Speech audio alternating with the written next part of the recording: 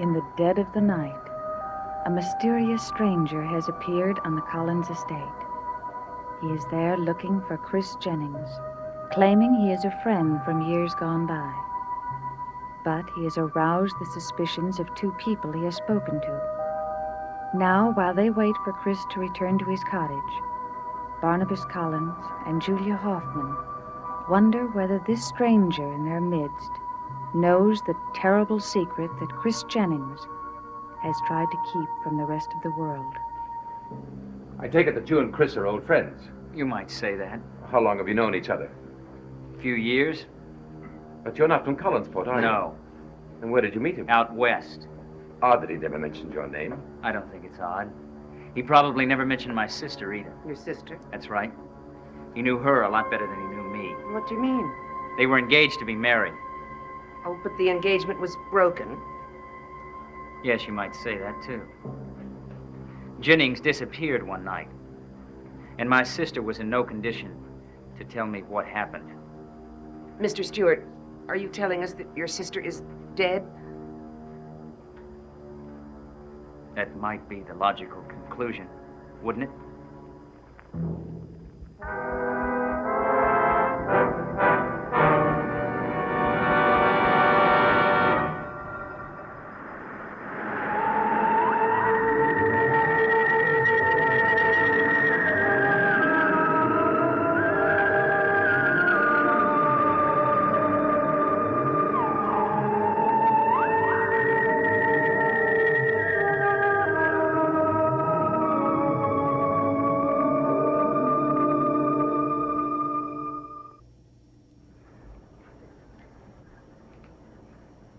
I'm not making you uncomfortable, am I? Not at all. Well, you seem a little nervous. Well, Dr. Hoffman and I have never met you before. We don't know you, and why you're here to see Chris. That's true. What do you do for a living, Mr. Stewart? At the moment, nothing. As a matter of fact, I've been traveling around the country for the last few months. And you just happened to come through Collinsport and accidentally ran into Chris. It wasn't an accident. You mean you came to Collinsport looking for Chris? You know, I think I have made both of you uncomfortable, haven't I? Mr. Stewart, it's getting rather late. Oh, I see. I don't want to detain you. If you'd like to go right ahead. I don't mind waiting. It would hardly be proper of us to leave you here alone. Yes, and it is important to be proper in New England, isn't it? Yes, if one values social acceptance. Perhaps you don't. Perhaps I don't. You know Jennings pretty well, don't you? Moderately well. Mr. Stewart, what about your sister? Look, I don't want to talk about my sister if you don't mind. You were the one who mentioned her. Well, I'm sorry that I did. Mr. Stewart, why don't we go over to Collinwood? We can leave a note here for Chris. Is and there tell him some to... reason that you don't want me to see Jennings? Of course not. Well, that's good. In fact, that's really good. Because I'm going to stay right here until he comes through that door.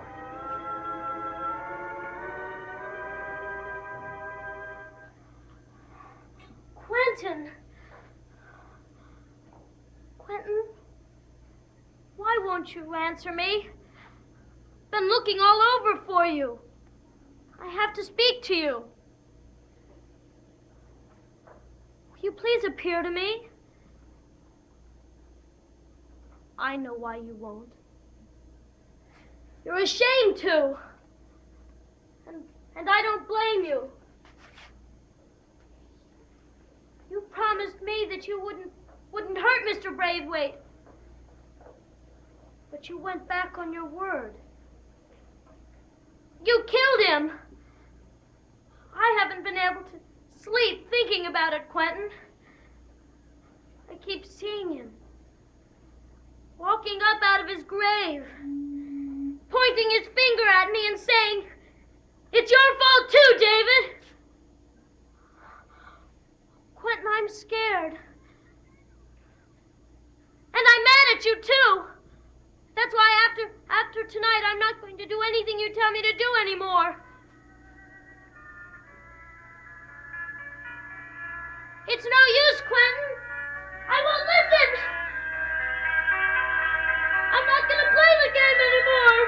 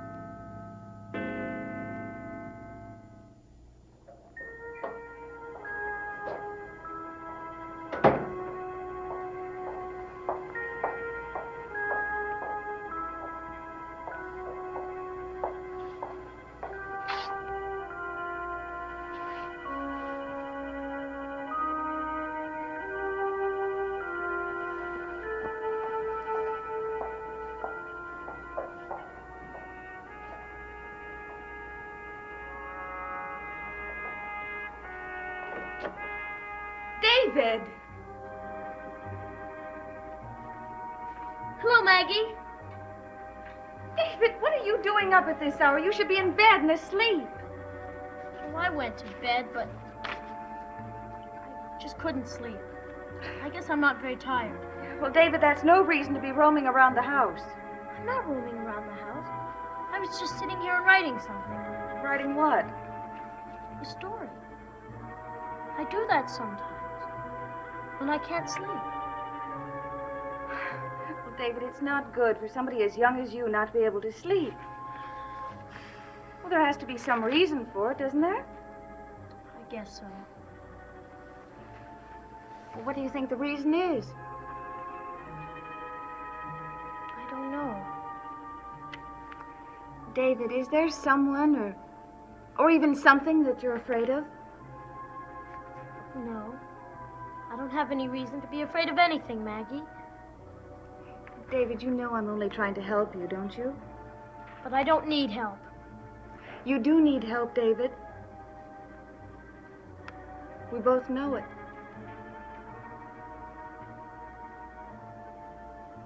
No. You're very pretty, Maggie. Maybe someday I'll write a story about you.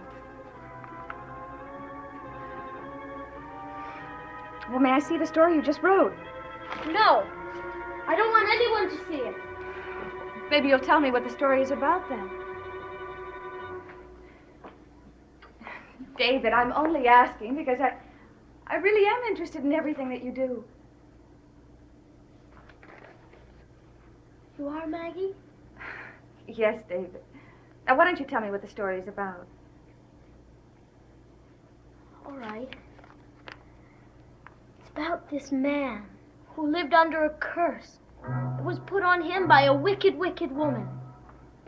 This curse changed him into an animal. He killed people, even the people that he loved.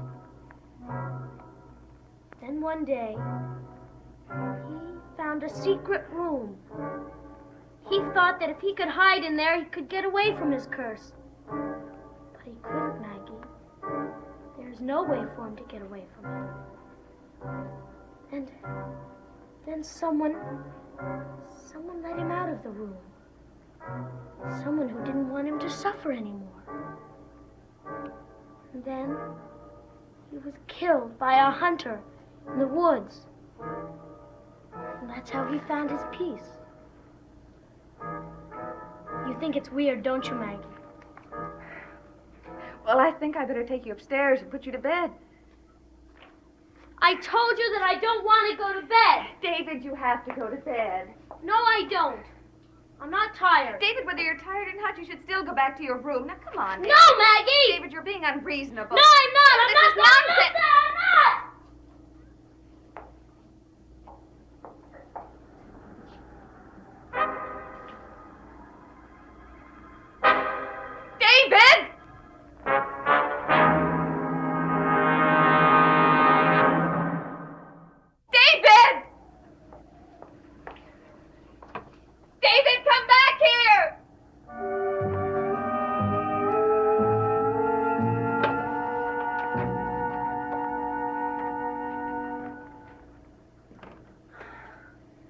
What kind of work does Chris do in Collinsport? I understand he was hired to work for the estate. Doing what? I really don't know. My cousin Carolyn made the arrangements. Carolyn Stoddard. Yes, I talked to her. She's very interested in Jennings, isn't she? I wouldn't know about that. Yes, I should talk to her again. About what? About her interest in Jennings. Mr. Stewart. I know what you're going to say, and you don't have to say it. I shouldn't be interested in who's going out with whom, and I understand. Dr. Hoffman and I were in the midst of discussing a book that we're writing when you arrived. And Well, then I am in the way. Well, yes. Well, you should have told me that before. well, I didn't want to seem inhospitable. Well, you don't have to worry about that. I certainly would have understood. In fact, I think you're right. I think he isn't coming back tonight. I don't think he is either. Look, if you see him in the morning, would you tell him that I'll be by? I'll be happy to. Thank you. And thank you, Dr. Hoffman. Goodbye, Mr. Stewart. Oh, I thought we'd never be rid of him. I did too. Wonder why he wants to see Chris. I don't know, but he's not here as a friend. I know that. You suppose he could possibly know Chris's secret? No. He was trying too hard to get information out of us. Well, there's no point in speculating. We've got to get over to the mausoleum in the morning, see Chris. And to warn him about Mr. Stewart's arrival.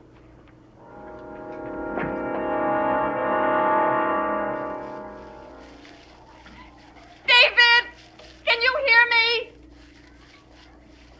David, please answer! David, is that you?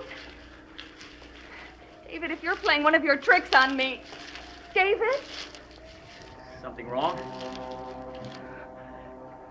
Don't come near me. Stay where you are. I'm not going to hurt you. Why have you come back? Look, I know everybody around here thinks that I'm somebody named Jeff Clark, but it isn't true. My name's Ned Stewart. Ned Stewart. That's right. It's incredible. What are you doing in the woods? I just took the path on my way back to the car. I heard you yelling, and I thought maybe you were in trouble. No, I was looking for someone. Oh, who? A little boy. David Collins. He ran out of the house and he's somewhere out here. Look, I'm sorry that I startled you. If you'd like, I'll help you look for him. I don't want to leave you out in these woods alone. Which way did he go? I don't know. How do you happen to be at Collinwood? Look, I was just seeing a friend of mine, Chris Jennings, but he wasn't going to be in tonight. Look, which way did he go? I don't know. Well, why don't we take this path over here? Come on, you don't have a thing to be afraid of. Please. I'll be glad to help you.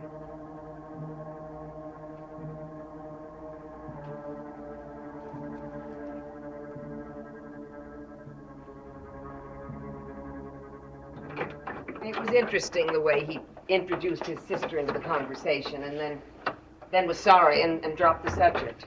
She is undoubtedly the reason he's come to see Chris. Barnabas, do you think Chris may have killed her? I don't know what else to think. He certainly isn't responsible for what he does after the transformation. Well, the same thing almost happened to Carol. Yes. Barnabas, I could use a drink. Would you like one? No, thank you. I'm very tired. I'll go back to the old house. I'll come back for you in the morning. Barnabas, wait. Don't leave.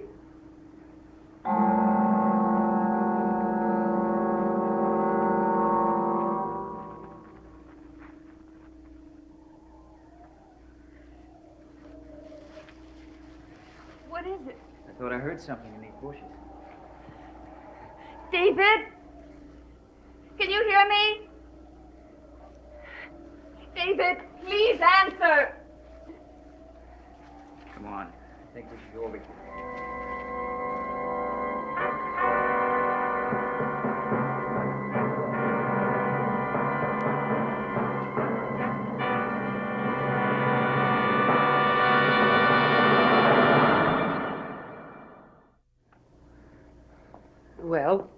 do you think? Well, if we're to take this story seriously, David knows Chris's secret. Barnabas, I was hoping you'd say it was just a wild coincidence. I don't see how it could be. But I can't imagine how David could know about it. I can. You remember we were talking about the two spirits that were at work in this house? One was trying to help Chris and the other was trying to harm him. Yes, but that has nothing to do with this story. This was written by David. It's in his own handwriting. Perhaps David did write it, but he didn't know what he was doing. What do you mean? I'm not quite sure I know myself. Except I'm just remembering what Maggie said about David's strange behavior lately. Barnabas, we may be wrong. Chris's name is not mentioned in this whole thing. But the story's all there. A man who's cursed, who turns into an animal, who is hidden in a secret room, and the story ends with someone going and getting him out of the secret room. My God. Do you think David would try to do that? I don't know. Someone is going to try to. And I think they're going to do it tonight. I must go now. Barnabas, it may be too late. He may already be out. Or I may get there in time to stop it. No, I must go. Well, I'll go with you. No, you stay here. Remember, I have this. It protected me before. Now, don't worry about me.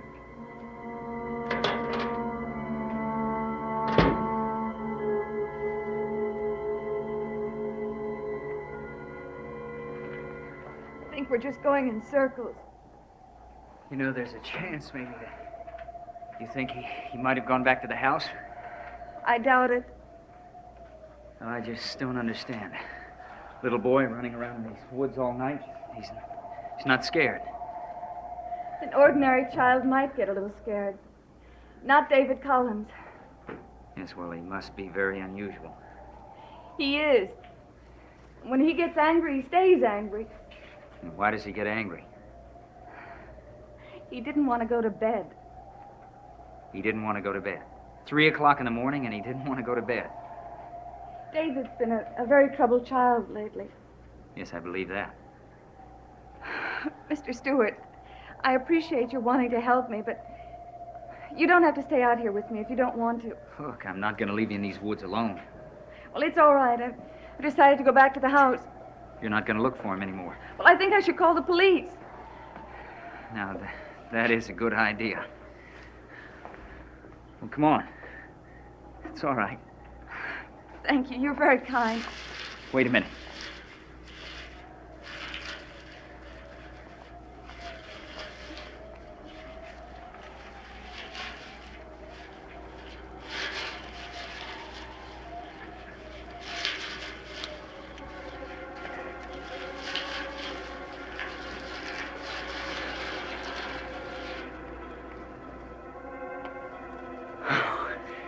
It was nothing. Just an animal. Why do you have that gun? For protection. Protection from whom? Look, I haven't been in Collinsport very long, but I do know that there have been lots of attacks in these woods. Yes, that's true. Well, that's the reason I have the gun. And it's the reason you shouldn't be in these woods alone now. Come on, I'll take you back home.